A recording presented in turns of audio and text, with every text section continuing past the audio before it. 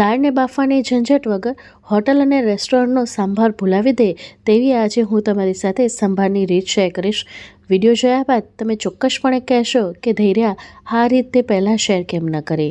તો ચાલો જોઈ લઈએ કે આવો ટેસ્ટી સંભાર આપણે ઘરે કઈ રીતે બનાવીશું. તો સૌથી પહેલાં જાડા તળિયાવાળી કઢાઈ કે પેન લઈ લેવાનું છે. મેં આ પેન લઈ લીધું છે. પેનને ગરમ કરવા માટે મૂકી દીધું છે. હવે એની અંદર 1 કપ જેટલી આપણે તુવેરની દાળ લેશું ને અહીં કોરી તુવેરની દાળ લેવાની છે, તેલવાળી નથી લેવાની. સાથે આપણે એનાથી અડધું એટલે કે હાફ કપ જેટલી મસૂરની દાળ લેશું અને 1/4 કપ જેટલા ચોખા નાખીશું. તો ચોખાથી સાંભાર છે એકદમ લીસો એનું ટેક્સચર આવે છે એટલે નાખવામાં આવે છે.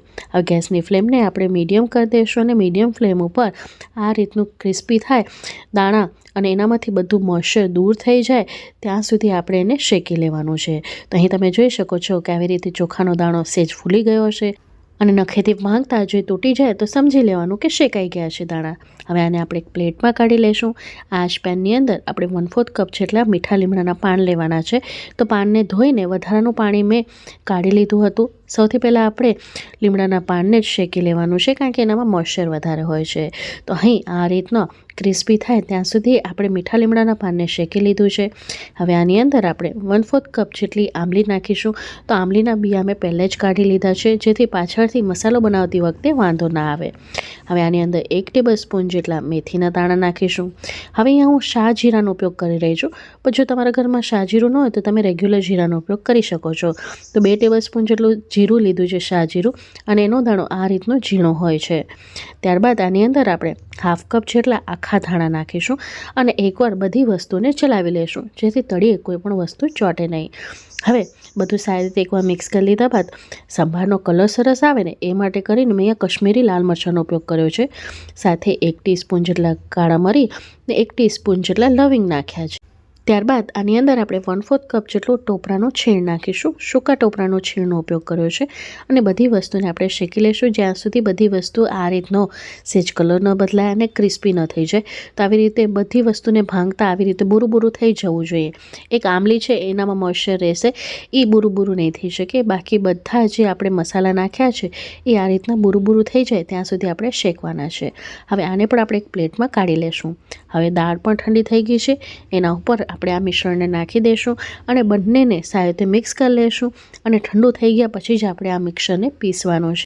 તો અહીં બધી વસ્તુ ઠંડી થઈ ગયા બાદ જ આપણે એને પીસવાનું છે. તો બધી વસ્તુ ઠંડી થઈ ગઈ હતી એટલે મેં પીસી લીધું છે. હવે આની અંદર આપણે 1/2 ટેબલસ્પૂન જેટલું મીઠું નાખીશું. સાથે આની અંદર 1 ટેબલસ્પૂન જેટલું ધાણા જીરું પાવડર નાખીશું અને 1/4 કપ જેટલું કાશ્મીરી લાલ મરચું પાવડર નાખીશું અને સાથે 1/4 કપ જેટલો સાંભારનો મસાલો નાખ્યો છે અને 2 ટેબલસ્પૂન જેટલી હળદર નાખી છે. હવે બધી વસ્તુને આપણે ચાળી લઈશું એટલે મસાલા આ સમયે જ લોટની અંદર સારી રીતે મિક્સ થઈ જશે. અત્યારે આનું ટેક્સચર તમે જોઈ શકો છો કે પીસાયા બાદ ચાળ્યા બાદ આ રીતનું દાણાદાર છે. તો આપણે અહીંયા એકદમ ફાઇન પાવડરની જ જરૂરત પડશે.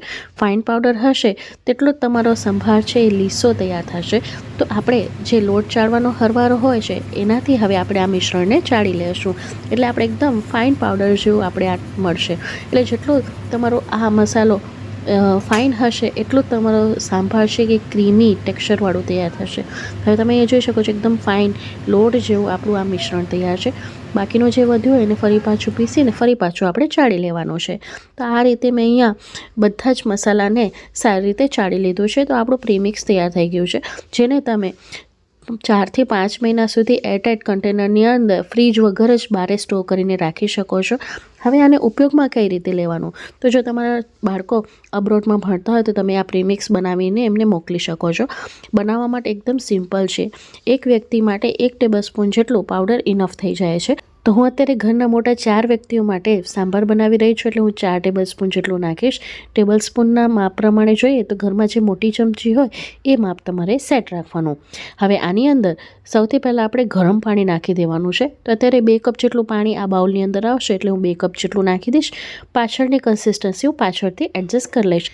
આ પ્રીમિક્સની અંદર તમારે એકદમ કડકડતું ગરમ પાણી જ નાખવાનું છે અને બીજા હાથે ચલાવતા જશો એટલે ક્યાંય પણ લમ્સ નહીં રહે. પાછળથી આપણે પાણી નાખીને એની કન્સિસ્ટન્સી સેટ કરી લઈશું. આ મિશ્રણ જેમ જેમ પાણીની અંદર ઉકળશે તેમ તેમ એ ઘાટું થશે. તો જ્યારે પણ આખી રેસીપીમાં પાણી ઉમેર્યો ત્યારે તમારે ગરમ પાણીનો જ ઉપયોગ કરવાનો છે. હવે તમને મનમાં પ્રશ્ન એમ મૂંઝવતો હશે કે ભાઈ પ્રીમિક્સ છે તો શું ટેસ્ટ એવો સારો આવતો હશે? હું ખાતરી સાથે કહું છું કે આ સંભાર પીધા પછી તમે કહી નહીં શકો કે ભાઈ આ પ્રીમિક્સમાંથી બનાવેલું છે. અહીં તમે ટેક્સચર જોઈ શકો છો, કેટલું ક્રીમી ટેક્સચર આનું મળ્યું છે. હવે આને આપણે સાઈડમાં મૂકી દઈશું. બીજી તરફ આ સંભાર માટેનો આપણે વઘાર તૈયાર કરી લઈશું. સાઉથ ઇન્ડિયન લોકો છે એ નારિયેળના તેલમાં સંભાર બનાવતા હોય છે. અત્યારે મેં મગફળીનું 3 ટેબલસ્પૂન જેટલું તેલ લીધું છે. તેલ આવી ગયું છે એટલે 1/2 ટીસ્પૂન જેટલું જીરું, 1/2 ટીસ્પૂન જેટલી રાઈ અને 1/2 ટીસ્પૂન જેટલી હિંગ નાખીશું. વઘારને સાથે તતડાવી લઈશું. હવે મીઠા લીમડાના પાન નાખીશું 10 થી 12 અને હવે આની અંદર આપણે સૂકા મરચાં નાખીશું. તો હું આ રીતે બોરિયા મરચાં જે આવે છે એનો ઉપયોગ કર્યો છે. આનાથી ફ્લેવર ખૂબ જ સરસ આવે છે. જો આ ન હોય તો તમે વઘારના મરચાં પણ નાખી શકો છો. અહીં તીખાસનું પ્રમાણ તમે તમારા ટેસ્ટ અકોર્ડિંગ ઉપર નીચે કરો. સાથે 2 લીલા મરચાં અને એક મોટો ટુકડો આદુનો ખમણેલો નાખ્યો છે. અગાઉ સાંભારમાં આપણે પ્રીમિક્સમાં મસાલાઓ નાખ્યા છે. જો બહુ તીખું ન ખાતો તો તમે લીલા મરચાંને અહીં સ્કીપ કરી શકો છો. વઘારને સારી રીતે ચલાવી લઈશું. અહીં વઘાર સારી રીતે થઈ ગયો છે તો 2 નાની સાઇઝની ડુંગળીને ઝીણી ઝીણી ચોપ કરીને રાખી હતી એ નાખી છે. ડુંગળી ન ખાતા હો તો તમે અહીં સ્કીપ કરી શકો છો. સાંભારમાં તમે તમારા પસંદીદા શાકભાજી નાખી શકો છો. હવે ડુંગળીને અહીંયા થોડીક ટ્રાન્સલ્યુસન્ટ થાય એટલે કે ટ્રાન્સપેરન્ટ થાય ત્યાં સુધી જ પકવીશું. બહુ એકદમ શાકની જેમ આપણે ગાળી નથી નાખવાની. અહીં તમે જોઈ શકો છો કે હવે ડુંગળી થોડીક ટ્રાન્સપેરન્ટ થવા માંડી છે એટલે આની અંદર આપણે એક મીડિયમ સાઇઝનું ટમેટું ઝીણું ચોપ કરેલું નાખીશું. અહીં ટમેટાને પણ આપણે 1 મિનિટ સુધી સાંતળે લીધા છે એટલે ટમેટા થોડાક આ રીતના સોફ્ટ થઈ જાય એટલે હવે આની અંદર આપણે બાફેલા શાકભાજી નાખીશું. તો મેં એક નાનો ટુકડો દૂધીનો, 1 સરગવાની સ્ટીક અને 1 બટેટાને બાફીને લીધું છે. તમે આનામાં કોળું અને રીંગણ પણ લઈ શકો છો. સાંભારમાં તમે તમારા પસંદીદા શાકભાજી નાખી શકો છો. મેં અહીંયા 3 જ લીધા છે.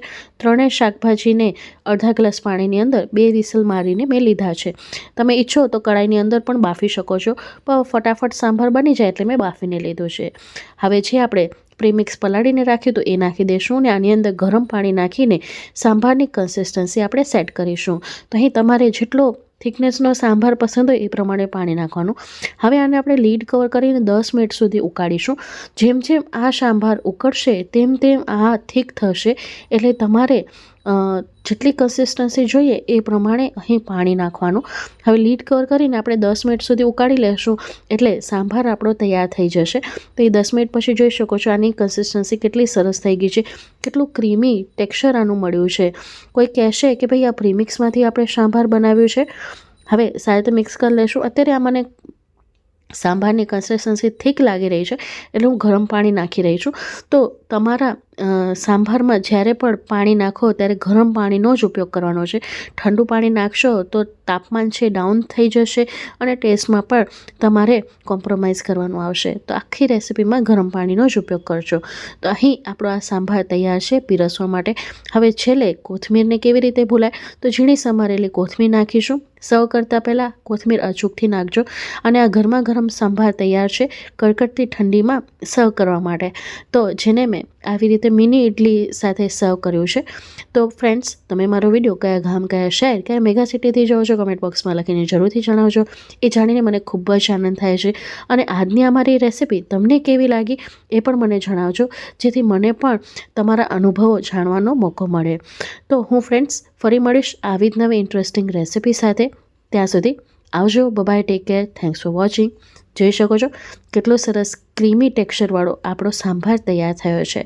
તો હજી સુધી વિડીયોને લાઇક ન કર્યો હોય તો પ્લીઝ વિડીયોને લાઇક કરતા જજો. ચલો, bye, take care, thanks for watching.